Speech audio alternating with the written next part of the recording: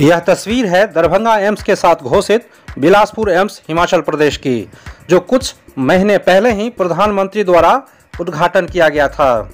जय हिंद दोस्तों, आज के फ्रेश और दमदार वीडियो में देखेंगे दरभंगा एम्स की कहानी के बारे में। साथ में देखेंगे दरभंगा एम्स का नया साइट का ग्राउंड रिपोर्ट और भी बहुत कुछ। स्वागत है आपके अपने चैनल ऑसम इंफ्रा प्रोजेक्ट में। मैं राकेश। चलिए वीडियो को अंत तक देखते हैं। प्रधानमंत्री स्वास्थ्य सुरक्षा स्कीम के तहत बिहार में दूसरा एम्स की घोषणा 2015 में किया गया। ज्ञात होगा कि बिहार की राजधानी पटना में पहला एम्स को परिचालन साल 2012 से ही किया जा रहा है। अतः दूसरा एम्स उत्तर बिहार में प्रस्तावित हुआ, लेकिन इसके निर्माण जिला को लेकर राजनीतिक पार्टियों, मंत्रियों, सांसदों द्वारा राजनीति शुरू की गई। कभी इसे सहरसा तो कभी किसी और अन्य जिला का नाम मीडिया रिपोर्ट्स में आ रहा था। इसी बीच बिहार के मुख्यमंत्री नीतीश कुमार ने बिहार का दूसरा एम्स उत्तर बिहार के प्रमुख शहर और मिथिलांचल की हृदय स्थली के रूप में मशहूर दरभंगा में बनाने की घोषणा की। निर्माण के शहर के बाद दरभंगा एम्स के लिए निर्धारित जमीन 150 एकड़ के साथ जमीन के लिए खोजबीन शुरू किया गया। यहां पर आपको बताना चाहता हूं कि केंद्र सरकार द्वारा प्रस्तावित एम्स के लिए कम से कम 150 एकड़ जमीन का होना अनिवार्य है। दरभंगा एम्स के लिए बिहार सरकार ने कुल 200 एकड़ जमीन को ट्रांसफर करने की मंजूरी दिया। इसके तहत 175 एकड़ दरभंगा प्रखंड और 25 एकड़ बहादुरपुर प्रखंड की जमीन मुफ्त ट्रांसफर किया जाना था। इस घोषणा के साथ ही यहां के स्थानीय लोगों में खुशी का माहौल था। यह बिहार का दूसरा एम्स पहले से ही स्थापित दरभंगा मेडिकल कॉलेज और अस्पताल DMCH के जमीन को अधिग्रहण कर बनाया जाना था। मतलब दरभंगा एम्स ब्राउनफील्ड प्रोजेक्ट होता। ब्राउनफील्ड मतलब पहले से बने जगह को पुनः विस्तार या विकसित करना होता है। बीच बीच में खबरें फैलाई जाती कि पुरातत्व विभाग का मकान की वजह से जमीन अधिग्रहण नहीं किया जा सकता। लो लैंड जमीन है, जमीन के बीच में रेलवे ट्रैक आता है और भी कई समस्याओं का आना शुरू हुआ। साथ ही सरकार के मंत्री द्वारा दावा किया जाता कि बिहार का दूसरा एम्स DMCH परिसर में ही बनेगा। काफी समय बीत जाने के बाद दरभंगा एम्स बनाने की प्रक्रिया में जीरो विकास हुआ। निर्माण की दिशा में उल्लेखनीय कदम नहीं उठाया जा सका। इसको लेकर स्थानीय सामाजिक और छात्र संगठनों ने कई बार आंदोलन किया। मिथिला स्टूडेंट यूनियन के बैनर तले दरभंगा और आसपास के अलग अलग जिलों के छात्रों ने घर घर से ईंट लाकर दरभंगा एम्स का शिलान्यास करने का अभियान चलाया। स्थानीय स्तर पर किए गए इन आंदोलन का जनता का साथ मिला। आखिरकार दरभंगा एम्स के लिए जमीन हस्तांतरण की मंजूरी दी गई। कुछ दिन बाद ही DMCH के आसपास सरकारी जगहों को खाली करने का नोटिस दिया गया। साथ ही पहले से स्थापित DMCH परिसर के लोलैंड एरिया के लिए मिट्टी भराई का काम शुरू किया गया। इसके बाद कुछ भी काम आगे बढ़ते हुए नहीं देखा गया। बहुत दिन बाद लगभग 1 साल तक काम ठप रहा। हालांकि केंद्र सरकार द्वारा एम्स के डायरेक्टर पद की घोषणा की गई। वर्तमान में दरभंगा एम्स के डायरेक्टर माधवानंद कार हैं। इनके आने के बाद भी दरभंगा परिसर को विकसित नहीं किया जा सका। मतलब अंदर ही अंदर DMCH परिसर में एम्स बनाने के लिए केंद्र और राज्य सरकार के बीच सहमत नहीं बन रही थी।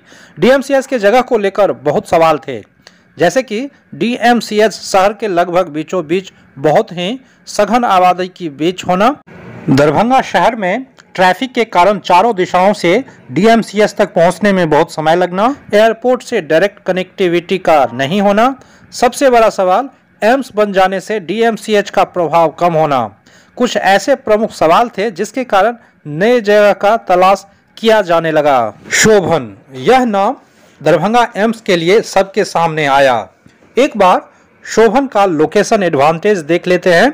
शोभन गांव ईस्ट वेस्ट कॉरिडोर से सीधा जुड़ा हुआ है, यानी कि यहां तक आसानी से बिना ट्रैफिक में फंसे हुए पहुंचा जा सकता है। दरभंगा एयरपोर्ट से सीधा कनेक्टिविटी। ज्ञात होगा कि दरभंगा एयरपोर्ट के परमानेंट बिल्डिंग शोभन से 5 किलोमीटर पूरब में बनाया जाना है। Under construction Amas Darbhanga expressway से भी डायरेक्ट जुड़ाव। आमस दरभंगा एक्सप्रेसवे से ईस्ट वेस्ट कॉरिडोर के साथ दरभंगा एयरपोर्ट के परमानेंट बिल्डिंग को भी जोड़ा जाएगा। अतः शोभन के एम्स के वाले जगह से आमस दरभंगा एक्सप्रेसवे का सीधा जुड़ाव होगा। इतना ही नहीं, दरभंगा एम्स के चयनित शोभन दरभंगा बाईपास के बगल में है, अतः शोभन तक दरभंगा के दक्षिण भाग से आसानी से पहुंचा जा सकता है। फिलहाल शोभन एकमी बाईपास 2 लेन का है, जिसको 4 लेन तक विस्तार किया जाएगा। साफ है कि यह एक ट्रैफिक के लिहाज से अच्छा साइट है। दरभंगा एम्स यहां बनाने से एक ग्रीनफील्ड प्रोजेक्ट होगा। शोभन को एम्स लोकेशन का लाभ दरभंगा सहित मुजफ्फरपुर, सीतामढ़ी, मधुबनी, समस्तीपुर को सबसे ज़्यादा होने वाला है।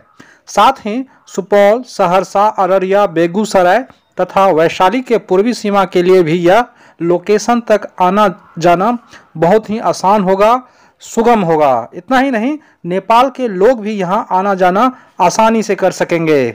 वीडियो में एक्चुअल साइट देख लेते हैं। वीडियो में जो अभी देख रहे हैं आप, ये रोड जो है, सामने वाला रोड, ये ईस्ट वेस्ट कॉरिडोर की तरफ से आ रहा है और शोभन जो एक्चुअल गांव है उससे 2 किलोमीटर और दक्षिण में ये जगह है जहां पे प्रस्तावित एम्स का निर्माण किया जाएगा। अब ये यहाँ पे तो ज़मीन बहुत दिख रहा है। अब इसमें यहाँ के लोकल लोगों के द्वारा बताया गया है यहाँ पे बहुत सारे सरकारी ज़मीन है और कुछ निजी भी ज़मीन है।